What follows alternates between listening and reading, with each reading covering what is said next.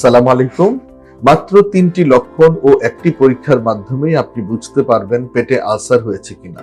সেই 3টি লক্ষণের মধ্যে হলো, যদি খাবার গ্রহণের পূর্বে পেট ব্যথা করে এবং খাবার গ্রহণের পরপরই পেটের ব্যথা চলে যায়, তাহলে খুব সহজেই বোঝা যায় সেটি ডিওডেনাল আলসার। কিংবা খাবার গ্রহণের পরে সেই ব্যথা আরো চলে যায়, সেটি হলো গ্যাস্ট্রিক আলসার। তাহলে খাবারের সাথে এর সম্পর্ক একটি লক্ষণ। দ্বিতীয়টি হলো রাতের বেলা প্রচন্ড পেটের ব্যথায় ঘুম ভেঙে যাওয়া, অর্থাৎ নকটার্নাল সিম্পটম। এটি হলো দ্বিতীয় লক্ষণ আলসারের। তৃতীয় যে লক্ষণটি হলো, সেটি হলো অনিয়ন্ত্রিত জীবন আচরণ। দেখা গেল যে নিয়মিত খাবার গ্রহণ না করা, অধিক রাত জাগা, অনিদ্রা করা, ধূমপান, মদ্যপান, মাদকে আকীর্ণ হওয়া এবং যত্রতত্র ওষুধ খাওয়া, যেমন কোনো আলসারের ওষুধের কাভারেজ ছাড়াই কোনো ব্যথানাশক ওষুধ গ্রহণ, কিংবা গরম খাবার খাওয়া, কিংবা গরম পানি গ্রহণ করা ইত্যাদি কারণে দেখা যায় পেটের মধ্যে আলসার তৈরি হয়ে যায়। আর এই গেল 3টি লক্ষণ।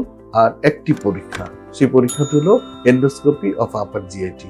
এই পরীক্ষাটি করে সরাসরি দেখা যায় খাদ্যনালীর নিচের অংশ থেকে শুরু করে পুরো পাকস্থলী এবং ডিওডেনামের দ্বিতীয় অংশ পর্যন্ত, সেখানে কোনো প্রকার আলসার যদি থাকে, যদি ইরোশন থাকে, কোনো ইনফ্ল্যামেটরি চেঞ্জ অর্থাৎ গ্যাস্ট্রাইটিস, ডিওডেনাইটিস, ইসোফেজাইটিস যদি থাকে, সেটি তাৎক্ষণিকভাবে দেখা যায়, ছবি তোলা যায় এবং রোগীর সামনে তাৎক্ষণিকভাবে উপস্থাপন করা যায়।